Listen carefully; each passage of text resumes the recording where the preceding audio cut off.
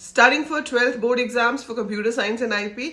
तो एक ऐसा क्वेश्चन बताती हूँ जो 100% आपके एग्जाम में आएगा ही आएगा, और वो क्वेश्चन होता है कंप्यूटर नेटवर्क्स का केस स्टडी क्वेश्चन, राइट। सो 5 मार्क का क्वेश्चन आपके पास आता है जिसमें आपको एक केस स्टडी गिवन होती है। सो एक एनवायरनमेंट दिया होता है कि भाई इतनी इतनी यूनिट्स हैं, यूजुअली इट्स 3 to 4 यूनिट्स, और उन यूनिट्स को हम आपस में कनेक्ट करते हैं टू फॉर्म अ नेटवर्क, और फिर आपसे वहां पर 5 क्वेश्चंस पूछे जाते हैं, 1 mark each, you have to answer those questions.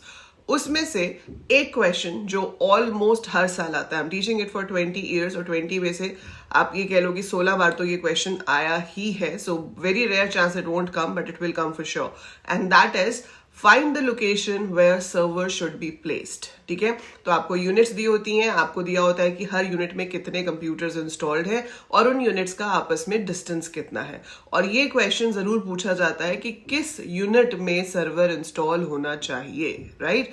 And इसका आंसर बहुत ही ईजी है, आपको टेबल में देखना है कि सबसे ज्यादा कंप्यूटर्स कहां पर इंस्टॉल्ड है।